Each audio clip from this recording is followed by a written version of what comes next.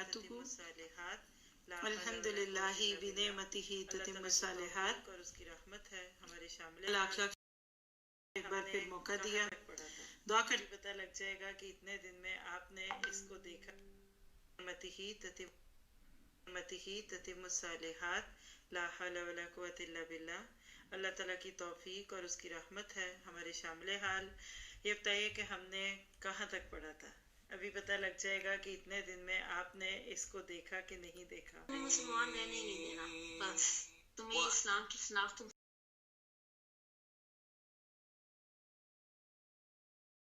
کے ملک سے چراغ بجھایا نہ جائے گا۔ اسلام مشکلات کے دور میں ہمیشہ پنپا۔ جب بھی ہسٹری ہم کھول کے دیکھے، جب بھی اسلام پہ آندھی آئی، جب بھی الزامات لگائے گئے علیہ وسلم ہوں یا ان کے صحابہ ہوں یا کوئی بھی ہو، اسلام کے بارے میں پروپیگنڈے کیے گئے، تو اللہ سبحانہ تعالیٰ نے اتنا ہی دین کو ہلایا۔ یہ اللہ کی سنت ہے کہ اللہ تعالیٰ کہتے ہیں کہ یہ منہ کی پھونکوں سے دین کے چراغ کو، اسلام کو بجھانا چاہتے ہیں، لیکن یہ نہیں کر سکتے کیونکہ واللہ خیر الماکرین، اللہ تعالیٰ بہترین تدبیریں کرنے والے ہیں۔ اللہ سے بہتر کوئی بھی تدبیر نہیں کر سکتا۔ جی انشاءاللہ جی استاد جی ہمارے ساتھ ہیں۔ بس اللہ سبحانہ تعالیٰ سے یہی دعا کرتے ہوئے آج کا ہم سیشن شروع کریں گے استاد جی کے ساتھ کہ اللہ سبحانہ تعالیٰ وہ جگہ جہاں سے ہمارا گمان نہ ہو، اس راستے سے اللہ سبحانہ تعالیٰ ہمیں، ہماری ہم سب کی جتنے بھی پروجیکٹس ہمارے چل رہے ہیں، مخلص ہو کے جتنے لوگ بھی دین کا کام پوری دنیا میں کر رہے ہیں، اللہ سب کی مدد فرمائے۔ کل کا یہ جملہ ساجی کا میرے ذہن میں بیٹھ کے من حیث لا یحتسب سے پورا ہوتا ہے۔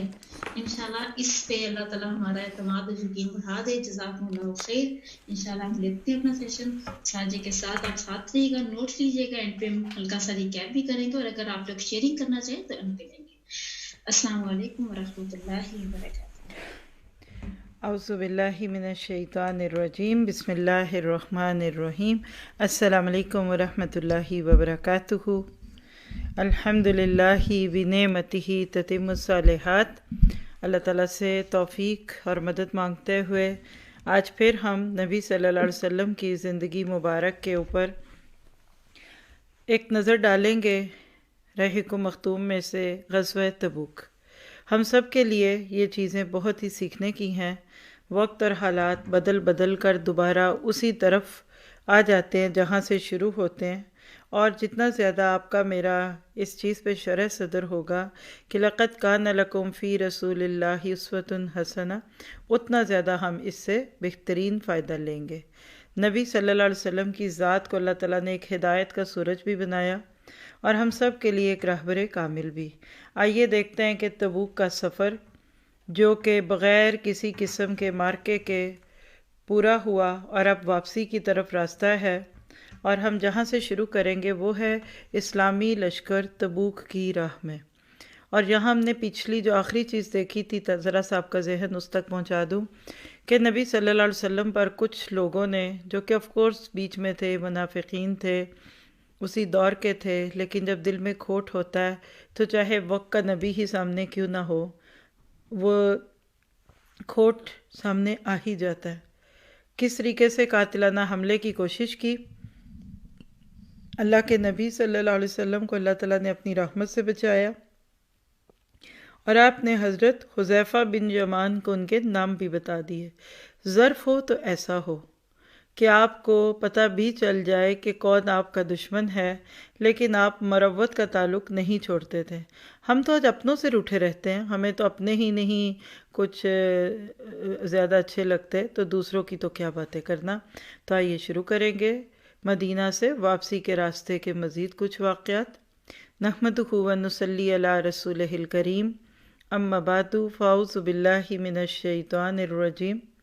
رب اشرح لی صدری ویسر لی امری واحلل عقدۃ من لسانی یفقہوا قولی رب یسر ولا تعسر وتمم بالخیر۔ الرحیق مختوم، غزوہ تبوک، اور تبوک میں سے بھی وہ سفر جو بڑا ہی جان جوکھوں کا لگ رہا تھا، اور جانے سے پہلے ہی صحابہ کے ایمان اور ان کے حوصلوں کا امتحان ہو گیا کہ کون کھڑی فصلوں کو چھوڑ کر جاتا ہے، اور کون اپنے گھر اور اپنے کاروبار کے نام پر اس وقت جب کہ ایک ایک بندے کی ضرورت تھی گھر بیٹھا رہتا ہے۔ یاد رکھیے کہ مختلف حالات میں جو کچھ بھی ہوتا ہے وہ سب یہی دیکھنے کے لیے ہوتا ہے کہ ہم میں سے کسی کے اندر کوئی سستی تو نہیں آ گئی، کوئی کھوٹ تو نہیں آ گیا۔ آج ہم مخلفین سے شروع کرنے والے ہیں۔ یہ وہ لوگ ہیں جو پیچھے رہ گئے تھے، لیکن پیچھے رہنے والے سارے ایک جیسے نہیں ہوتے۔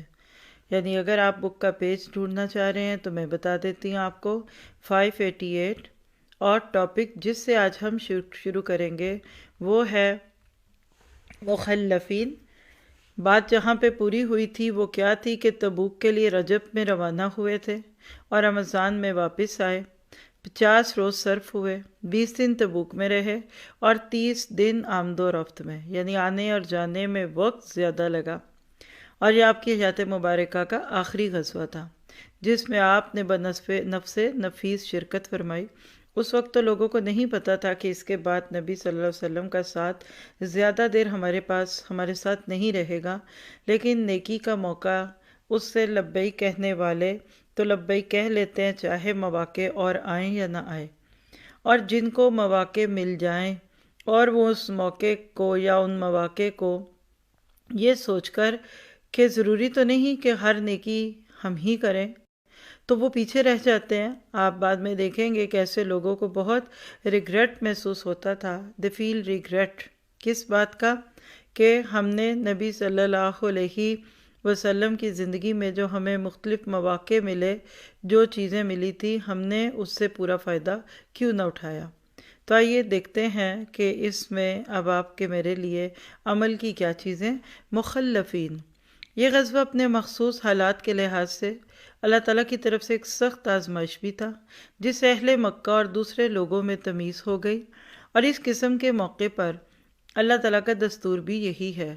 کیا دستور ہے؟ سورۃ آل عمران آیت نمبر 179، مَا كَانَ اللَّهُ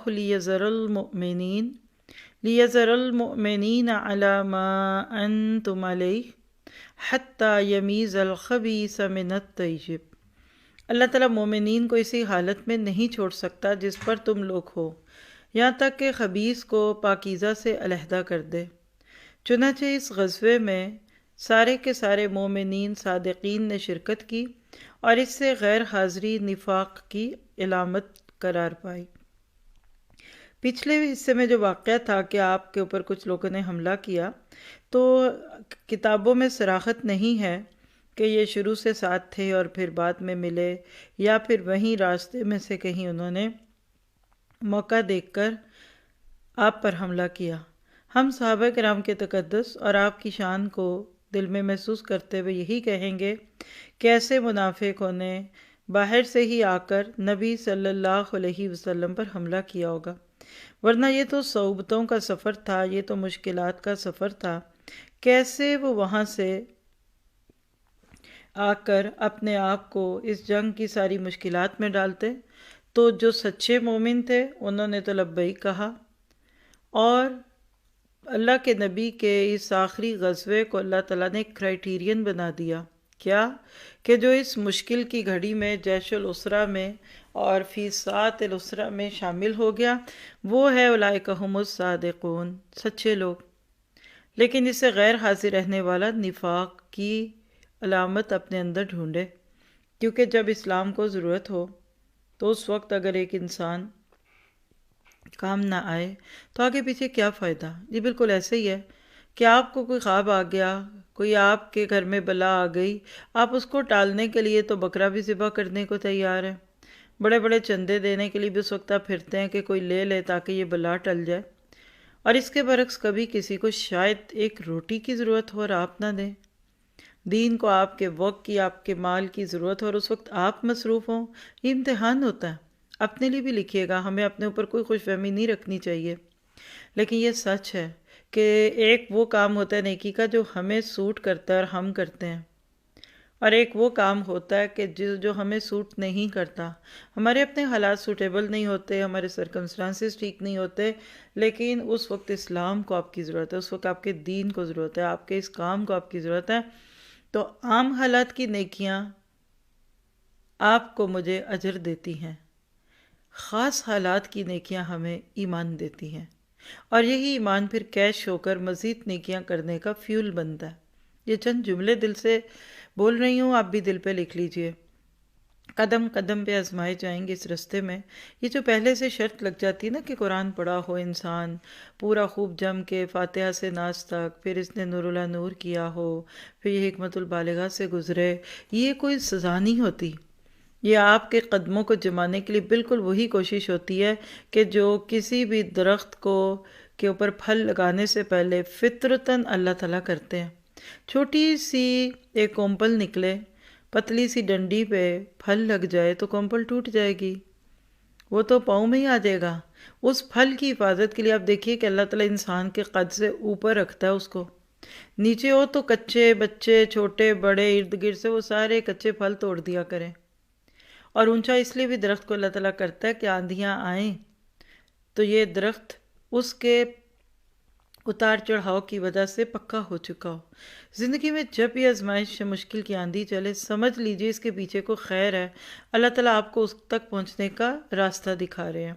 تو لہٰذا یہ ایک کرائیٹیرین تھا، اور اس پہ وہ پورے ہوئے جو پہلے سے تیار تھے، جنہوں نے اپنی ڈکشنری میں یہ لفظ رکھا ہی نہیں تھا کہ ہمیں سوٹ کرتا ہے کہ نہیں۔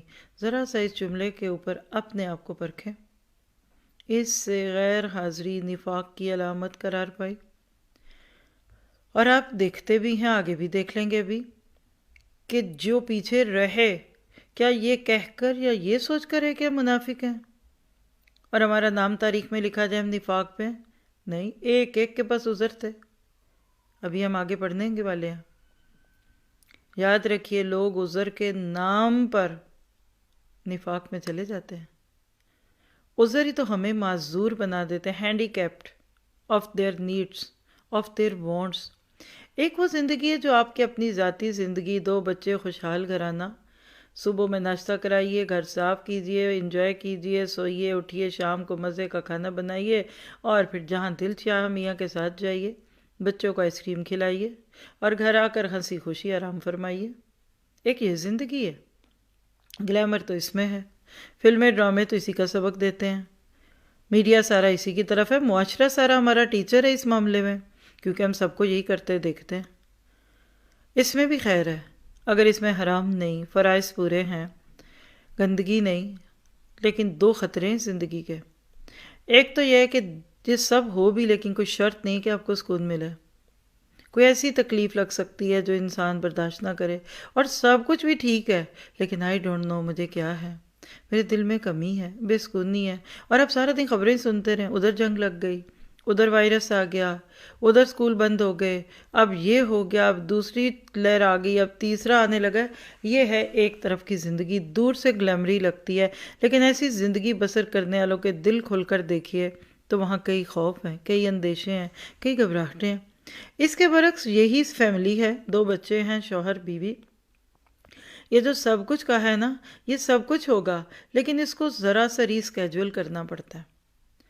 ان کاموں کے دوران بھی فکر ہوتی ہے اپنے کام کی، اور پوری کوشش کر کے آپ اپنے وقت کو صحیح استعمال کرتے ہیں کہ چلیں کسی کا بھی حق میں نہ لے لوں، اور اللہ کے نام پہ دیا تو وہ جرم بن جائے گا۔ اس میں تھوڑی سی فرکشن ہے، اس کے اندر پریشانی آتی ہے، لیکن یہی ہے جاہدہم بہ جہادا کبیرا، یہی جہاد بن نفس ہے، اور یہی آگے جا کر پھر معاشرے کے ساتھ قتال میں بدلتا ہے۔ اس میں کوئی اور وعدہ ہو نہ ہو کہ آپ کامیاب ہو جائیں گے کہ نہیں، آپ کو بہت زیادہ دنیا میں شہرت ملے گی کہ نہیں، لیکن 2 وعدے ضرور ہیں، لکھ کے رکھ لیجئے۔ دنیا میں دل کے سکون کا وعدہ، جس کے لیے آج لوگ ترس رہے ہیں، شراب خانے صرف سکون پانے کے لیے، لوگ نشے کے میں دھت کر اور زنا کی گندگیوں میں گم ہو کر اور گھنٹوں فلمیں دیکھ کر اپنے غم غلط کرتے ہیں۔ آپ کو اس کام میں سکون بہت ملتا ہے، اطمینان، شرح صدر، اپنی زندگی بمقصد لگتی ہے، آپ کو خوشی محسوس ہوتی ہے، آپ کے اندر ایک عجیب سی خوشی ہوتی ہے، آپ کہتے ہیں نہ جانے مجھے کیا مل گیا، کیسے کھول کے بتاؤں کہ میرے سینے میں کیا ہے، مجھے اندر سے ایک ٹھنڈک کیا محسوس ہو رہی ہے۔ اور دوسری چیز، اللہ ضائع نہیں کرتا. میں آپ کسی کو دعویٰ نہیں کر سکتے کسی کے بارے میں، لیکن دوسری چیز ہے وہ لیسٹ، کم سے کم چلیے نہ بنے آپ السابقون الاولون، اور ما اصحاب کہہ لیجئے کہ السابقون السابقون اولئک هم الاولون نہیں اس میں شامل ہوئے، لیکن جنت مل جائے گی. اللہ فرشتوں کے سامنے کہہ دے گا تھا یہ میرا، ہے یہ میرا، مشکلیں سہتا تھا میرے لیے، کوششیں بڑی کرتا تھا لیکن اسے ہوتا کوئی نہیں تھا کام، یہ مجھے پتہ ہے، ٹھیک نہیں کرتا تھا، لیکن چلو نہ دو ان کو، میں کہتا ہوں نہ ان کو اعلیٰ جنتوں میں ڈالو، نہ دو ان کو فردوس، نہ ان کو 100واں درجہ دو، نہ ان کو نبی کے ساتھ والی بالکل جنت دو، لیکن ان کو کم از کم جنت مل جائے، کیونکہ یہ کھوٹا نہیں تھا، یہ کھرا تھا. آپ جب کسی کو اپنا بن کے دکھا دیتے ہیں نا تو اندھا اعتماد کرتا ہے. اور یاد رکھیے جو آپ پہ اندھا اعتماد کرے کبھی اس کے اعتماد کو نہ توڑیے، کیونکہ وہ ٹوٹنے سے ہو سکتا ہے کہ کسی کا گھر ٹوٹنے سے اور کوئی بہت بڑی بلڈنگ گرنے سے زیادہ شور مچ جائے. اس لیے زندگی میں ایک دعا کر کے اللہ سے اس راستے پہ چلتے ہی جایا کریں کہ اللہ اب اگر تو نے ہماری یہ پہچان بنا دی ہے نا تو اب ہمیں مرتے دم تک جدا نہ کرنا، شرمندہ نہ کرنا کہ اچھا وہ تھے یہ تھے. تو جو منافق ہوتا ہے نا وہ مفادات کا بندہ ہوتا ہے.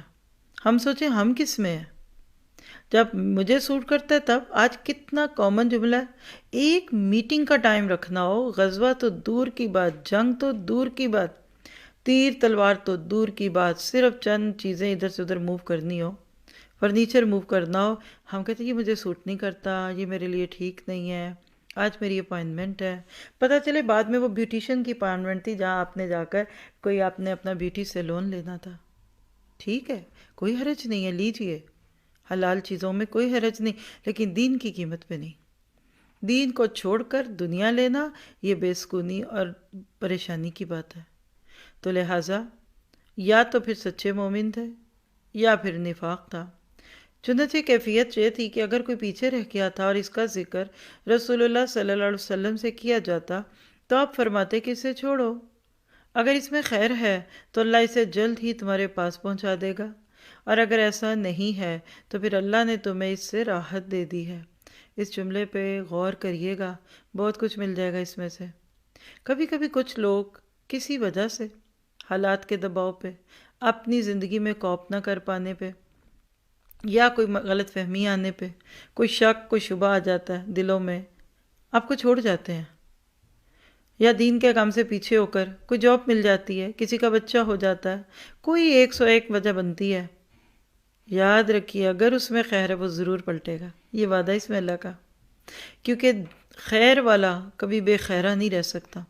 جب آپ ایک ٹیم کے ساتھ مل کے کام کرتے ہیں، جب آپ ایک گروہ کا حصہ ہوتے ہیں، آپ کو پوری پروٹیکشن ملتی ہے، آپ کی ایک پہچان، ایک پلیٹ فارم بنتا ہے، تو آپ کا تو کام ہی آسان ہے، بس آپ کو تو وہ کام کرنا ہے، ورنہ تو یہ سب کرنا پڑے. تو خیر والا کبھی بے خیرہ نہیں رہ سکتا. اس جملے کو لکھ لیجئے، جس میں خیر ہوتی ہے اللہ اسی دل کے اوپر خیر لینے والے وہ سارے مراحل ڈالتے ہیں تاکہ اس کی خیر باہر آ جائے. اور بالفرض اگر وہ اندر سے کھوٹا تھا، وہ آپ کی اس کاز سے سنجیدہ ہی نہیں تھا، بظاہر تو سب لگتا وہی تھا جو سچ کے ساتھ ہے، لیکن اس میں کوئی اور عادت تھی، کوئی اور بات تھی، وہ ہو سکتا ہے اس کی ہمدردیاں کسی اور سے آپ سے زیادہ ہوں، تو پھر شکر کیجئے اللہ نے آپ کو ذہنی اذیت سے بچا دیا. دیکھیے نا، جس سے امید ہو اور وہ کام نہ کرے اذیت تو ہوتی ہے نا، اور جو امید ہی نہ دلائے اس سے آپ کو کیا لینا دینا. ہم نے کبھی ہمسائے کے بچے کو نہیں ڈانٹا، ڈانٹ پڑتی ہے تو اپنے بچے کو پڑتی ہے کہ جب میں نے پانی مانگا تو تم نے کیوں نہیں دیا. تو دونوں میں خیر ہے، شرط ہے کہ زبانیں بند رہیں، کوئی ایک جملہ نہ بولے نا دونوں طرف سے، تو کچھ عرصے کے بعد پھر واپس آ جاتا ہے انسان. تو زبانوں کو سی لیجئے، ضبط موت، بہت سارے مراحل آسان ہو جاتے ہیں. غرض اس غزوے سے یا تو وہ لوگ پیچھے رہے جو معذور تھے، یا وہ لوگ جو منافق تھے جنہوں نے اللہ اور اس کے رسول سے ایمان کا جھوٹا دعویٰ کیا تھا اور اب جھوٹا عذر پیش کر کے غزوے میں شریک نہ ہونے کی اجازت لے لی تھی، اور پیچھے بیٹھ رہے تھے یا سرے سے اجازت لیے بغیر ہی بیٹھ رہے تھے. یعنی کچھ نے تو انفارم کر ہی دیا، کچھ وہ بھی نہیں کرتے. یہاں ایک جملہ لکھیے گا، آپ کے کام آئے گا انشاءاللہ اگلی زندگی میں. دیکھیے پہلے اپلیکیشن دی جاتی تھی، ہم سکولز میں جب پڑھتے تھے تو ایک اپلیکیشن لکھی جاتی تھی، I beg to say that I can come to school because of this urgent task, یا ایک سک لیو ہوتی تھی. اپلیکیشن مین ٹو اپلائی. اب کیا ہے؟ انفارم. فرق ہو گیا. اپلیکیشن ایکسیپٹ ہو گئی تو ٹھیک ہے، نہیں ہوئی تو جانا پڑے گا. ایک امپلائی چھٹی طلب کرتا ہے، اس کی آرگنائزیشن یا اس کا جو بھی کام بزنس ہے، جو بھی اونر ہے، وہ اس کو اجازت دے نہ دیں، کہہ دیں نہیں بھائی سوری پہلے ہی 2 لوگ چھٹی پہ آپ نہیں جا سکتے اور آج تو بہت ضروری کام ہے اور یہ وہ، تو اس کو رکنا پڑے گا. اور انفارم کیا ہے، میں آج نہیں آ رہی. دیکھیے جملہ لکھیے، آپ نے اگر زندگی میں بہترین انصار اللہ بننا ہے تو آج سے ایک جملہ اپنے لیے لکھ لیں. کبھی یہ نہ لکھیے کہ میں نہیں آ رہی. یہ تو آپ نے حکم دیا، فیصلہ سنا دیا، بلکہ آپ اس جملے کو بدلیے اور بدل کے ایسا جملہ پیش کیجئے کہ یہ خبر نہ ہو، اگلے کو آپ کی پوزیشن اتنی کلیئر سمجھ آ جائے وہ خود ہی کہہ دے کوئی بات نہیں سسٹر آپ آرام کیجئے، اچھا ہوا آپ نے ایک دن پہلے بتا دیا، اچھا ہوا آپ نے چلے بتا تو دیا، ہم تو ادھر آپ کے انتظار میں. ہر طرح کے حالات ہو سکتے ہیں، زندگی، موت، صحت، بیماری. اور جو پھر نہ آ سکیں تو جو ذمہ داران ہیں ان کو کبھی ان کے بارے میں بدگمان نہیں ہونا چاہیے، بلکہ دعا کریں، عذر ڈھونڈیں، 100 عذر ڈھونڈیں اور پھر کہہ دیں ہمیں نہیں پتہ اس بیچارے کی کیا مجبوری تھی. اور اس طریقے سے یاد رکھیے گا جب لوگوں کو کوئی کام اپنا کام لگتا ہے تو پھر وہ آپ کے لیے نہیں کرتے، وہ اپنے دل کے لیے کرتے ہیں. تو یہاں بھی ایسے ہی ہوا، کچھ نے بتا دیا کچھ نے نہیں بتایا، اور وہ بھی اجازت لیتے تھے حالانکہ دل میں کھوٹ تھا. آج اجازت لینا تو بچے نہیں لیتے، وہ بھی بتاتے ہیں. بات تو سائڈ کی ہے لیکن ایک ساس کی بات یاد آ گئی. بہت ہی اچھے مہذب ماحول والے لوگ، جب ان کے بیٹے کی شادی ہوئی تو بیٹا بہو اوپر تھے، یہ نیچے والے فلور میں تھی. یہ اس برادری کا رواج بھی تھا. تو بہو کو کہنے لگی کہ بیٹا تو نے جب بھی اپنے میاں کے ساتھ کہیں جانا ہوگا نا تو تم آنا میرے پاس، تو آ کے کہنا امی ہم جائیں، میں تجھ سے وعدہ کرتی ہوں میں تم لوگوں کو کبھی روکوں گی نہیں. اور اس کے برعکس اگر تم یہ کہو کہ ہم جا رہے ہیں تو یہ تہذیباً اچھا جملہ نہیں ہے کہ آپ بڑے کو صرف اطلاع دے رہے ہیں کہ ہم جا رہے ہیں، اور کہیں تو جا کے آپ پہنچ کے بھی نہیں اطلاع کرتے، لوگ ہی بتاتے ہیں کہ وہ جا چکے ہیں. اللہ نہ کرے ہم میں سے کوئی ایسا ہو. تو دیکھیے یہ وہ صحابہ کا کردار ہے کہ جنہوں نے نبی کے ہاتھوں سے تربیت پائی تھی. جب ہم ڈھیلے ہونے لگتے ہیں، ریلیکسڈ ہونے لگتے ہیں، شروع میں تو ایک ایک بات پہ 10 دفعہ بات کر کے پوچھتے، مشورے کرتے، اور ذرا سے ہم ہاتھ اپنا چل جاتا ہے پھر ہم کہتے ہیں پوچھنے کی کیا، بتانے کی بھی ضرورت نہیں، کوئی اور ہی بتا دے گا. تو یہ چیزوں کے بغیر دین کا کام نہیں چلتا. صحابہ کرام ٹھکی ہوئی مہریں تھیں، اور یہی میں ہمیشہ سوچتی ہوں کیا چیز ان کو جماتی تھی. ایک تو اندر ایمان تھا اور ساتھ تربیت بڑی خوبصورت تھی، تزکیہ بھی تھا. ایسے ہی لوگوں میں سے 3 لوگوں کی کہانی سنیے. 3 آدمی ایسے تھے جو سچے اور پکے مومن تھے اور کسی وجہ جواز کے بغیر پیچھے رہ گئے تھے. انہیں اللہ نے آزمائش میں ڈالا اور پھر ان کی توبہ قبول کی. ان کی تفصیل یہ ہے کہ واپسی پر رسول اللہ صلی اللہ علیہ وسلم مدینہ میں داخل ہوئے تو حسب معمول سب سے پہلے مسجد نبوی میں تشریف لے گئے. وہاں 2 رکعت نماز پڑھی، یعنی جب آپ سفر سے واپس آتے تو سیدھا گھر نہیں جاتے تھے. الگ حدیث سے پتہ چلتا ہے کہ گھر میں کسی بچے کے ہاتھ پیغام بھیج دیا جاتا کہ وہ آ گئے ہیں، تاکہ گھر والے اپنے آپ کو ذہنی طور پہ تیار کر لیں. آپ مسجد میں آتے، ویسے بھی اللہ کے گھر میں اپنے گھر سے پہلے جانا یہ ہر اللہ والے کو اچھا لگتا ہے. خیر 2 رکعت نماز پڑھی، پھر لوگوں کی خاطر بیٹھ گئے. ہم ہوں تو آنے کے بعد 1 ہفتہ آئیں نہ نہیں، سفر کی تھکن چل رہی ہے، جیٹ لاگ چل رہا ہے. بھئی آپ تو پچھلے ہفتے آ رہے تھے، نہیں آ تو ہم گئے تھے، بس ابھی تھکن بڑی تھی. کہ اللہ کے نبی کو تھکن نہیں تھی؟ جب دل میں اپنے گھر اور اللہ کے گھر میں کوئی فرق نہیں ہوتا نا تو بندے کو ہمیشہ پہلے اللہ کے گھر میں جانا اچھا لگتا ہے. آپ دیکھیے کہ جب آپ عمرہ یا حج کرتے ہیں نا تو جس وقت مکہ سے رخصت ہونا ہوتا ہے تو اس وقت ایک طواف وداع کرتے ہیں. وہ اسی بات کی علامت ہے کہ قل ان صلاتی و نسکی و محیایا و مماتی للہ رب العالمین، کہ اللہ میں جا تو رہی ہوں لیکن میرا دل ادھر ہی ہے، میرا دل دماغ تیرے اس گھر کے ارد گرد گھوم رہا ہے، لیکن I have to go, can I go please. یہ ہے طواف الوداع. اللہ کے نبی جب بیٹھے لوگوں کی خاطر، یعنی پھر لوگوں کی خاطر بیٹھ گئے. ظاہر ہے آپ دیکھیے 2.25 مہینے کا سفر تھا، اتنے دن کے بعد ملاقات ہوئی ہوگی، کتنا اچھا لگا ہوگا ان لوگوں کو جو آپ کو اتنے دن بعد دیکھ رہے تھے.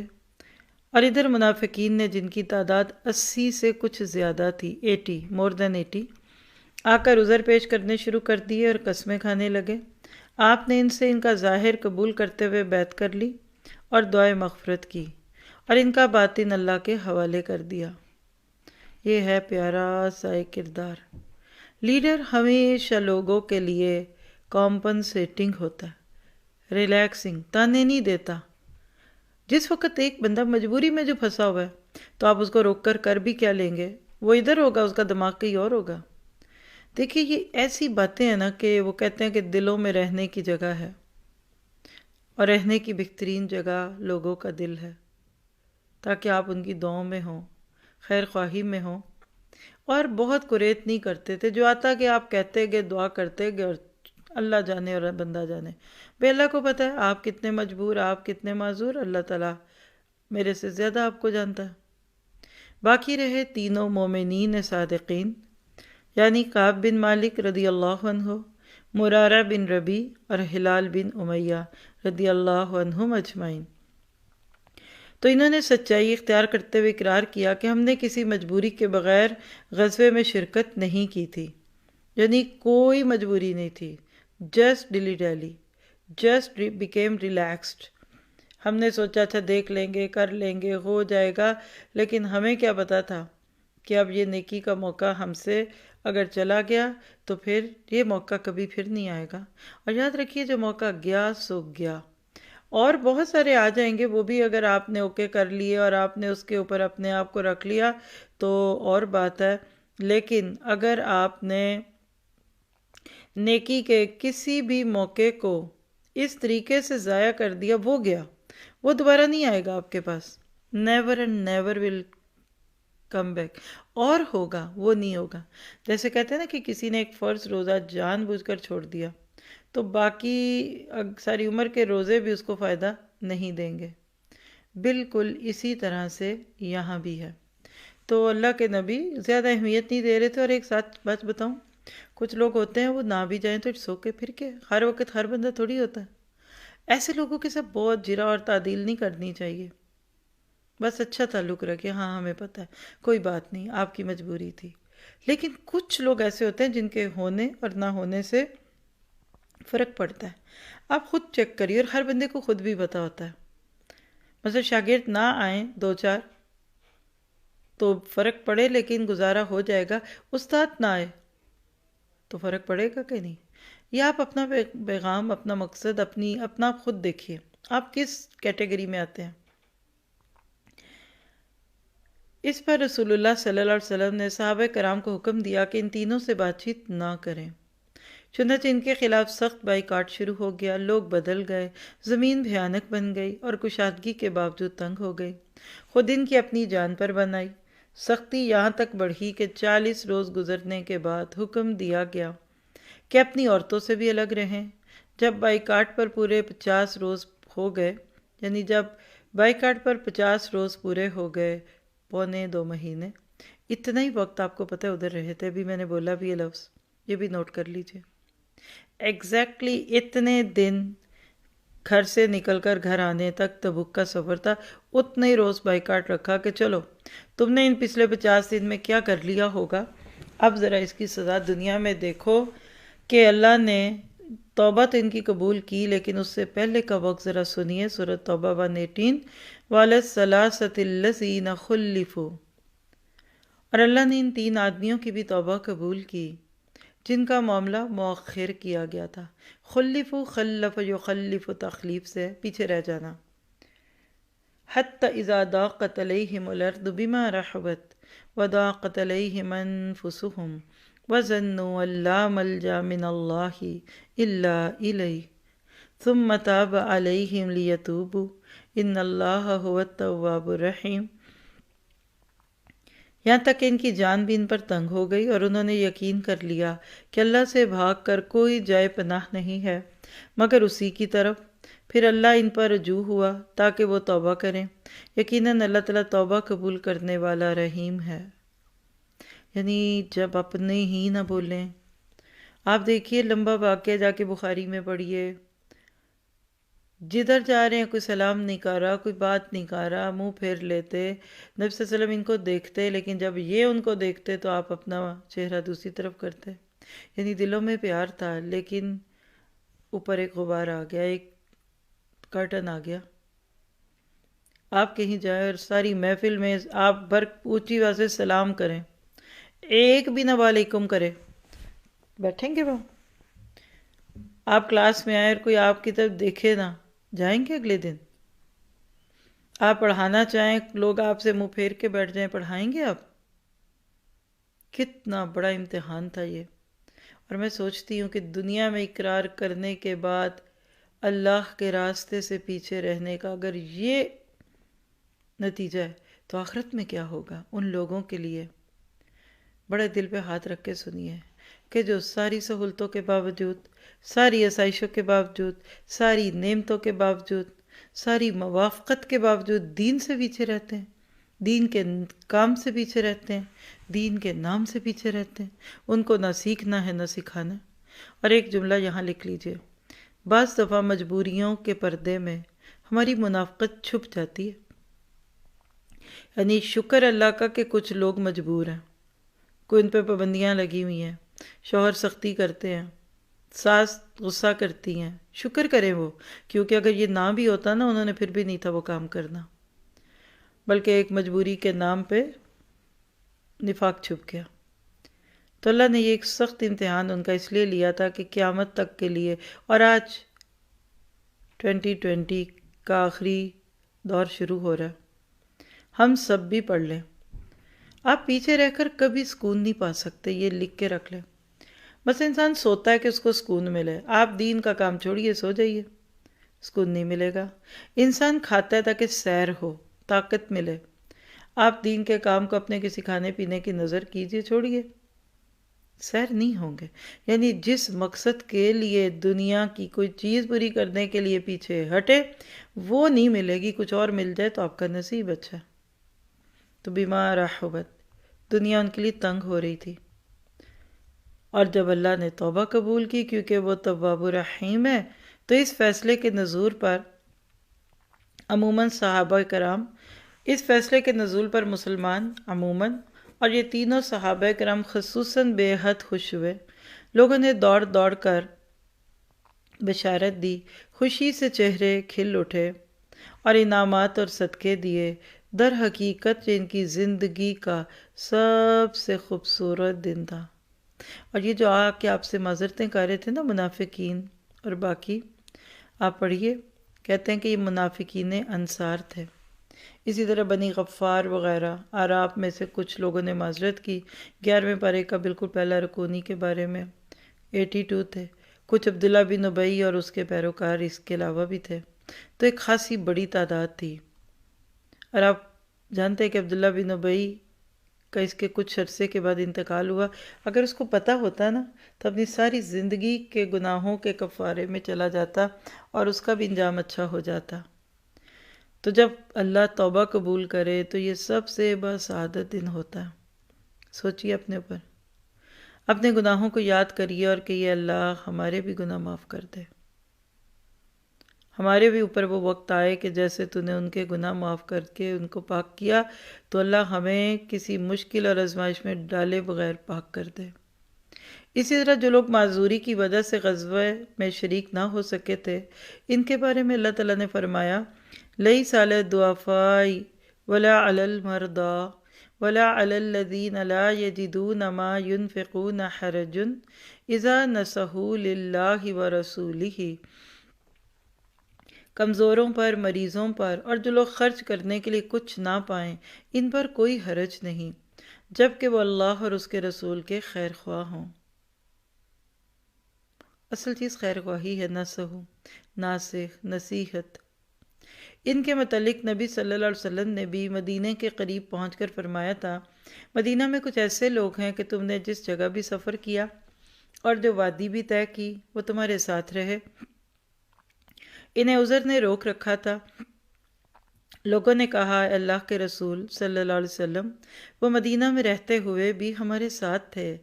آپ نے فرمایا ہاں، مدینہ میں رہتے ہوئے بھی.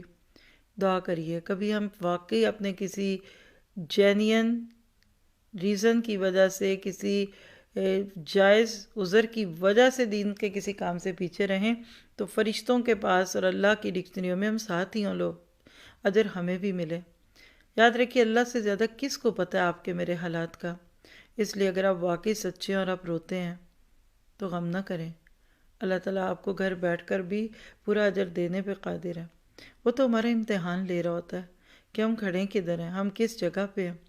اور آپ دیکھیں یہ جب کبھی بھی یہ چیزیں سمجھ نہیں آتی جب تک اس کو اپنے اوپر نہ لیں. ہر کچھ عرصے کے بعد اللہ تعالیٰ ایسے حالات بنا کر چیک کرتا ہے کہ اب کون کدھر کھڑا ہے، کون کتنے پانی میں ہے، کون کیا کر رہا ہے، کس کے ساتھ کیا معاملہ ہو رہا ہے.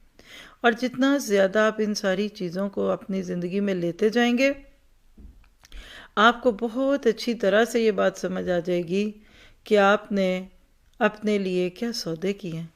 آپ دیکھیے کہ ہماری زندگی آج ہے نا، کل نہیں ہوگی. کام تو پھر بھی ہوں گے، بچے تو پھر بھی پل جائیں گے، اور سو آن. جو عذر، جو مشکلات، جو آزمائشیں کو ہمیشہ کی نہیں ہوتی، ایک وقت ہوتا ہے اس کے بعد پھر وہ ختم ہو جاتی ہیں. لیکن اجر کا موقع تو گیا. اللہ نے جو آپ کی میری سہولت کے لیے جو چیزیں دی تھی وہ تو گئیں. اور کیسے اللہ تعالیٰ پھر ان ساری چیزوں میں ڈال کر دنیا کو دکھا رہے ہیں. اور یہاں یاد رکھیے اللہ نے ان کو نشان عبرت بنا دیا. اللہ چاہے تو فوراً معاف کر دے، اس کو کیا لگے. آپ بھی سوچتے ہیں کیا فرق پڑتا ہے، وہ تو ویسے تواب رحیم ہے. لکھیے گا ایک جملہ، جن سے پیار زیادہ ہوتا ہے نمبر 1، جن پہ امیدیں زیادہ ہوتی ہیں، اور نمبر 3 جن کی اصلاح زیادہ کرنا مقصود ہوتی ہے، انسان ان کا محاسبہ زیادہ سخت کرتا ہے. وہی بات کہ کلاس میں ایک اسٹوڈنٹ فرسٹ آنے والا اگر وہ فیل ہو جائے تو بتائیے اس کی پکڑ زیادہ کی جائے گی یا وہ جو 33 34 35 نمبر لیتا تھا پہلے بھی. آپ کو اس سے کیا لگے؟ اس لیے کہ وہ بندہ تو پاس بھی ہو جائے تو بڑی بات ہے. تو کبھی کبھی اللہ تعالیٰ آپ کو عبرت بنا دیتے ہیں اس لیے کہ آپ کو دیکھ کر دوسرے بھی سنبھل جائیں. اور دعا کیا کریں کہ اللہ ہم سے کوئی ایسی غلطی اور بھول نہ ہو کہ جس کی وجہ سے ہم تیرے اور بندوں کے سامنے کمزور پڑ جائیں. ربنا لا تؤاخذنا ان نسینا او اخطانا.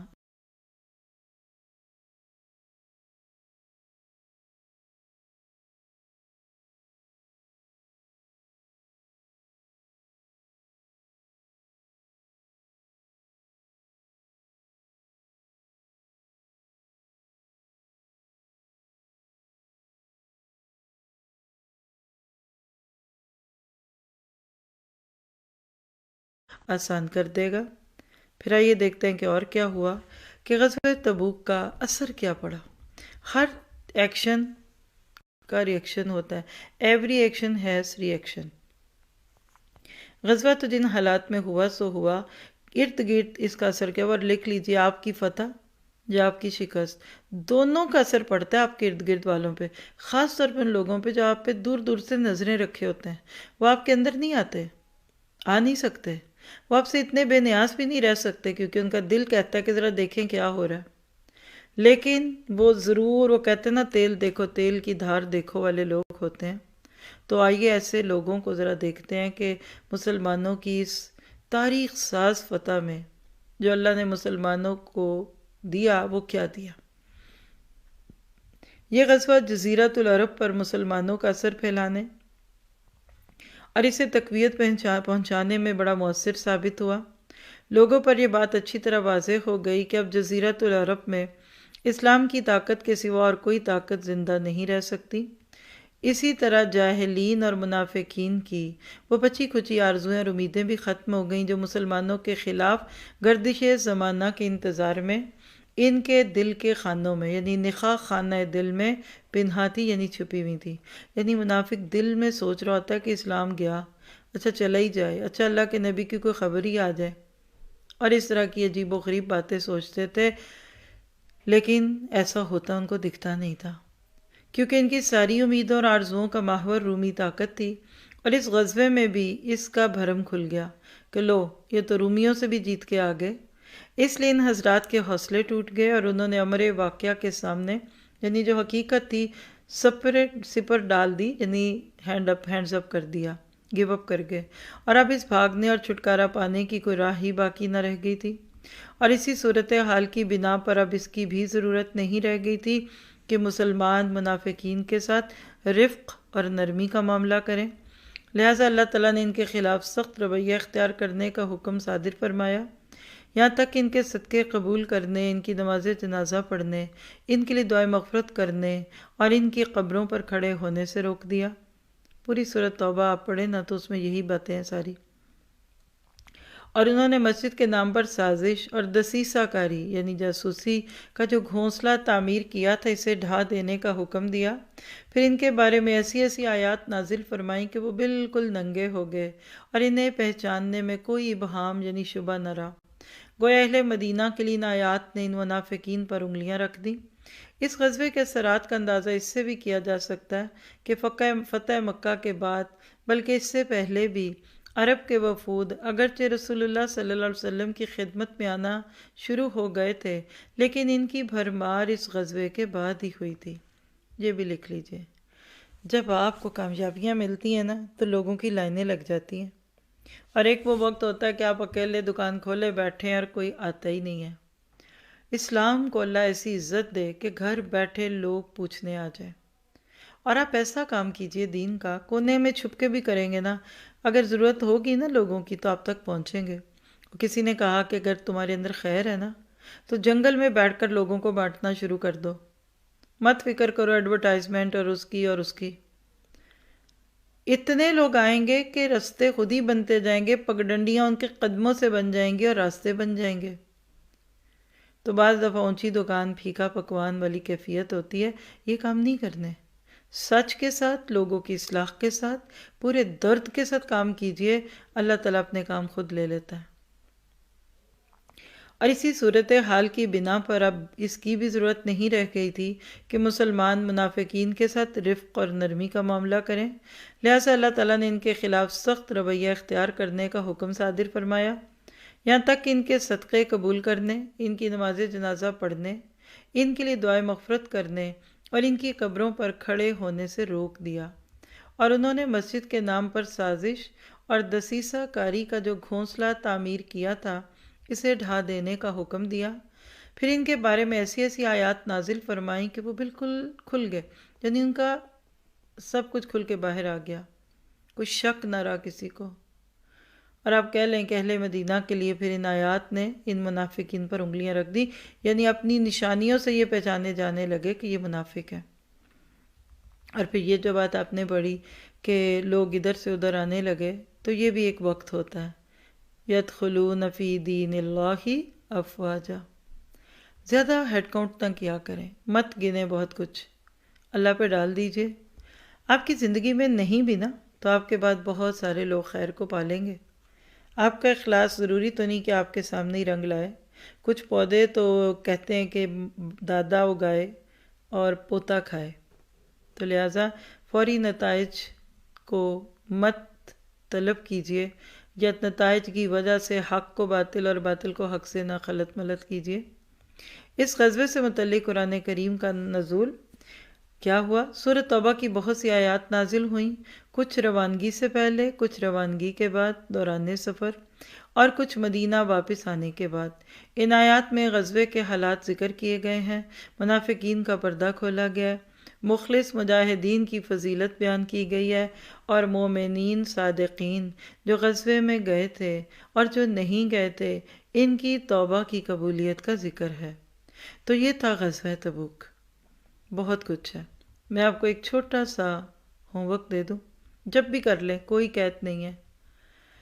الحمدللہ بہت سارے تو تفسیر کلاسز سے پہنچ کر ہی نور اللہ نور میں پہنچتے ہیں اور پھر آگے بھی جاتے ہیں، لیکن یہ بات سننے والا کوئی بھی اگر اس نے کبھی قرآن پاک کو تفسیر سے نہیں پڑھا تو سورۃ توبہ کی تفسیر سن لے۔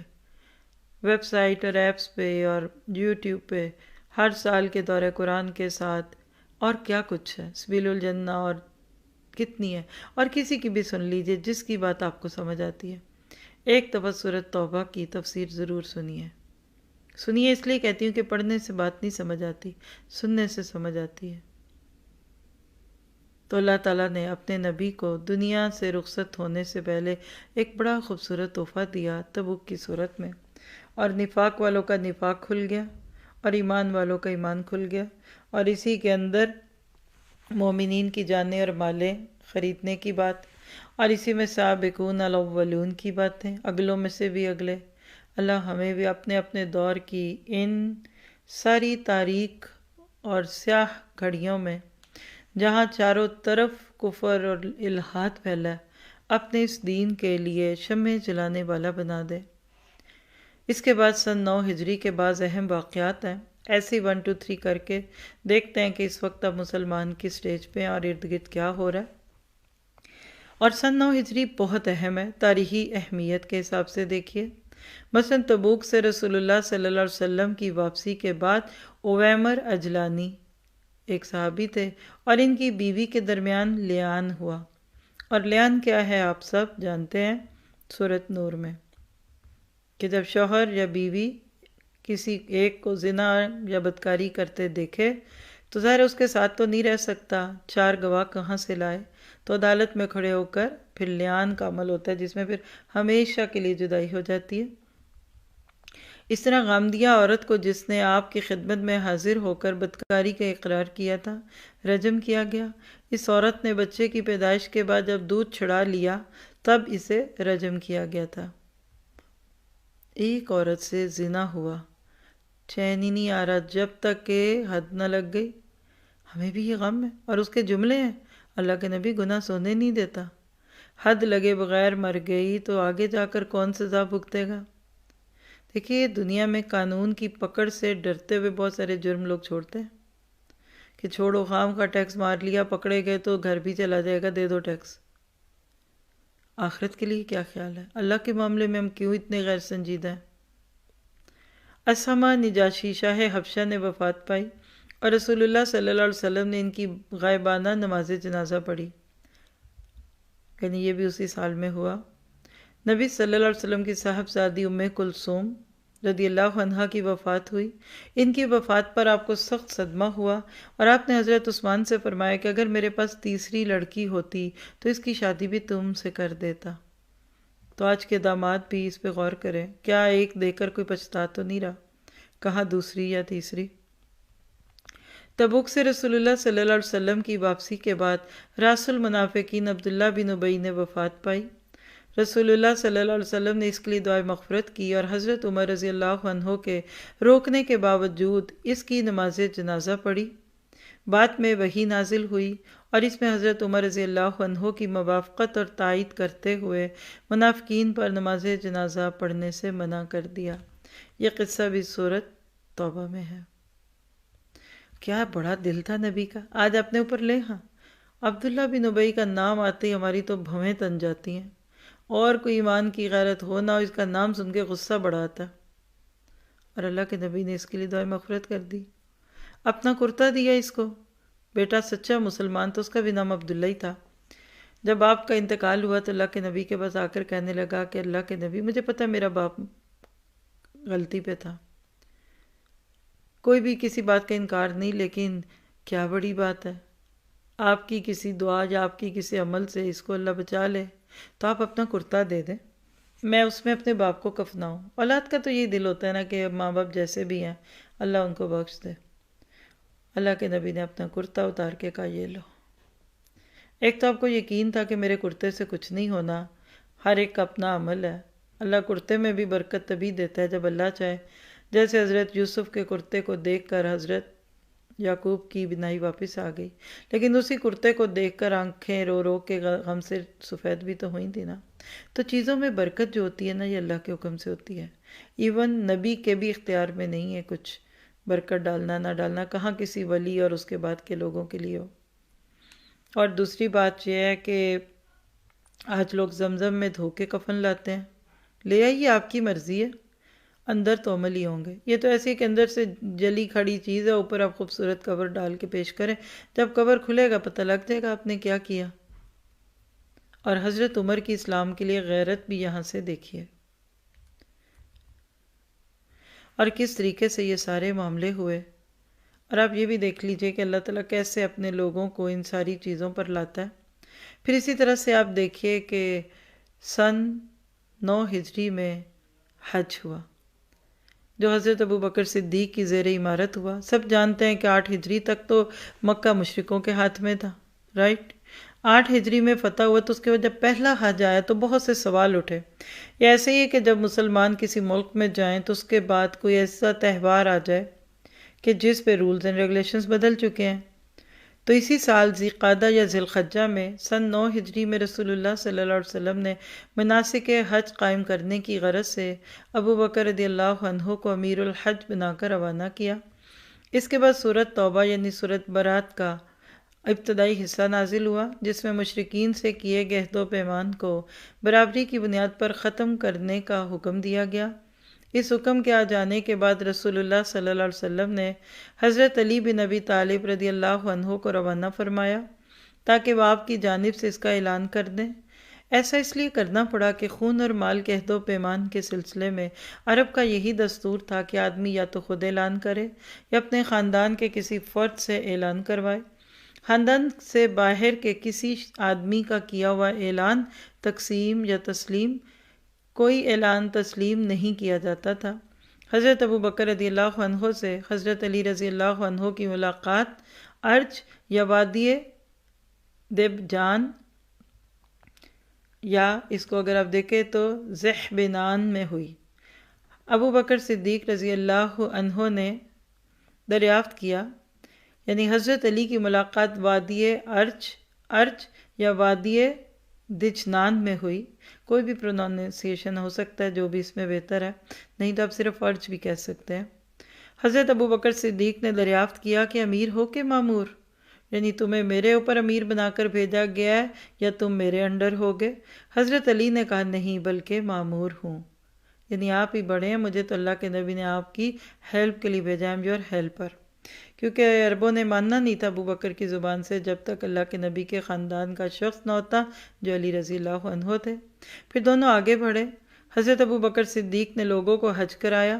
جب 10ویں تاریخ یعنی قربانی کا دن آیا تو علی بن ابی طالب نے جمرہ کے پاس کھڑے ہو کر لوگوں میں وہ اعلان کیا جس کا حکم رسول اللہ صلی اللہ علیہ وسلم نے دیا تھا، یعنی تمام عہد والوں کا عہد ختم کر دیا اور انہیں 4 مہینے کی مہلت دی۔ اسی طرح جن کے ساتھ کوئی عہد و پیمان نہیں تھا انہیں بھی 4 مہینے کی مہلت دی۔ البتہ جن مشرکین نے مسلمانوں سے عہد نبھانے میں کوئی کمی نہ کی تھی اور نہ مسلمانوں کے خلاف کسی کی مدد کی تھی، ان کا عہد ان کی طے کردہ مدت تک برقرار رکھا۔ اور یہ حضرت ابو بکر صدیق نے صحابہ کرام کی ایک جماعت بھیج کر یہ اعلان عام کرایا کہ آئندہ سے کوئی مشرک حج نہیں کر سکتا اور نہ کوئی ننگا آدمی بیت اللہ کا طواف کر سکتا ہے۔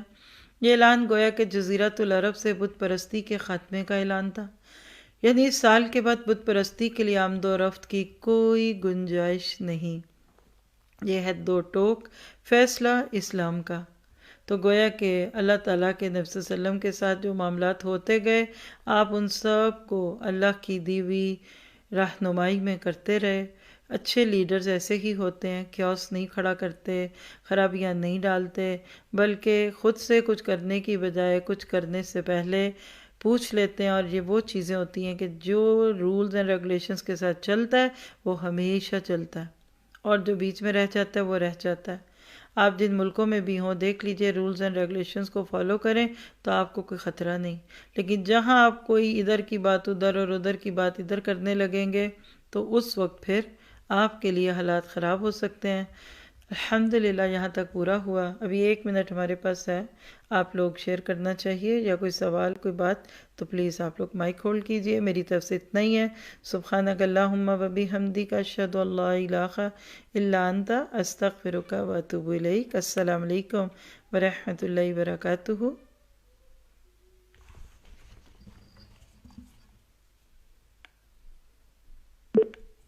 اللہ خیرن کثیرا واسن الجزاء ساجی، لا حول ولا قوت الا باللہ، ماشاء اللہ لا قوت الا باللہ۔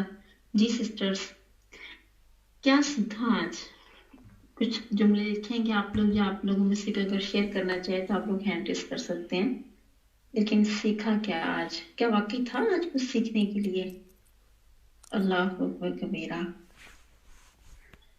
ریئلی دیکھیں یہ بات استاد نے کتنی اچھی کی نا ہمیں سمجھانے کے لیے کہ ایک ہوتی ہے اپنی من پسند زندگی، جیسے دل کر رہا ہے ویسے زندگی گزارے، ٹھیک ہے، اور ایک زندگی ہوتی ہے دین کے تقاضوں کو پورا کرنے والی زندگی، یعنی انسان پرائرٹی پہ رکھتا ہے کس کو، دین کے تقاضے کو، لیکن اس کے ساتھ ساتھ گھر بھی ہے، گھر والے بھی ہیں، اور اس میں تھوڑی سی فرکشن بھی ہوتی ہے، پریشانی بھی آتی ہے، اور یہی ہے جاہدہم بہ جہادا کبیرا.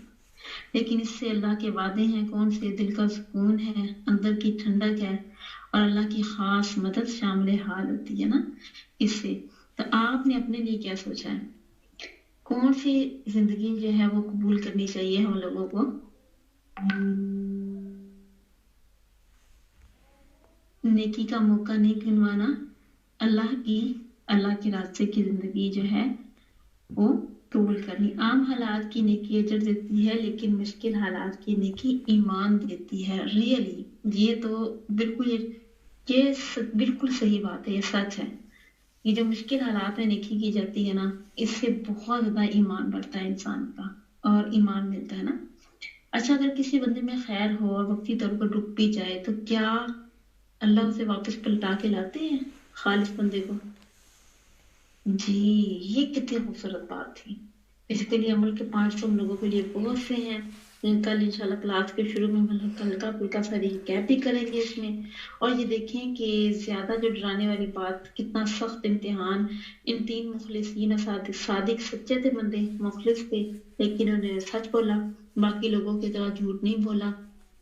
اور اقرار کرنے کے بعد بھی دنیا کے اندر اللہ کے راستے میں پیچھے رہنے والوں کا اتنا سخت امتحان، 50 دن کا بائیکاٹ. سوچیں کہ نبی سامنے موجود ہے، پیار کرنے جان چھڑکنے والے ساتھی ہیں، گھر والوں سے علیحدہ کر دیا گیا اور کوئی ان سے بات نہیں کر رہا. زمین ان پہ تنگ ہو کہ قرآن نے ان کی جو کیفیت بیان کی نا، سورۃ توبہ کی آیات ساجی نے پڑھی ہیں، اللہ اکبر، زمین ان پر فراخی کے باوجود تنگ ہو گئی. تو ہم سب نے اپنے آپ کو چیک کرنا ہے، دین کے کام سے پیچھے رہ کر کبھی سکون نہیں ملے گا. ہمیں اگر اپنا سکون ملے گا تو دین کے اندر اور دین کے کام کرتے ہوئے. اگر ہم واقعی اگر دین کے نام سے پہچانے جاتے ہیں، لوگوں میں ہماری پہچان اگر دین کے نام سے ہو چکی ہے، تو پھر تو اور زیادہ ڈرنے کی بھی ضرورت ہے اور اللہ سے توفیق مانگتے ہی رہنے کی ضرورت ہے کہ ربنا لا تزغ قلوبنا بعد إذ هديتنا وهب لنا من لدنك رحمة ربنا آتنا من لدنك رحمة. یہ دعائیں مانگتے رہنا، ربنا افرغ علينا صبرا وثبت اقدامنا، استقامت کی دعائیں مانگنی ہے انشاءاللہ. اور ہمارے اندر خیر ہوگی تو بس ہمیں کیا کرنا ہے، ہمیں بس اخلاص کے ساتھ، درد دل کے ساتھ، پوری سچائی کے ساتھ کام کو بس سر گرا کے شروع کر دیں. لازمی نہیں کہ ہم اپنی زندگی میں اس کی بہار دیکھیں. ہو سکتا ہے کہ ہماری وجہ سے ایسے لوگ تیار ہو جائیں کہ ہم تو مر تھپ جائیں، منوٹی گلے سو جائیں، لیکن اللہ تعالیٰ ہماری قبروں میں پھر وہ خیر پہنچاتے رہیں. حضرت ابراہیم علیہ السلام کی دعا کبھی نہیں بھولنی چاہیے، ربی حبلی حکما والحقنی بالصالحین واجعل لی لسان صدق فی الآخرین واجعلنی من ورثۃ جنۃ النعیم. انشاءاللہ ان دعاؤں کا سہارا لینا ہے اور مشکلات میں گھبرانا نہیں ہے. بہت ہی زیادہ عمل کے پوائنٹ تھے. اساجی کو اللہ تعالیٰ بہترین جزائے خیر دے. انشاءاللہ کل ہم شروع میں ریکیپ کریں گے، ہلکا سا ریویژن کر لیں گے اور اس کے بعد اپنا نیکسٹ سیشن لیں گے. جزاکم اللہ خیر. السلام علیکم ورحمۃ اللہ وبرکاتہ. وعلیکم السلام.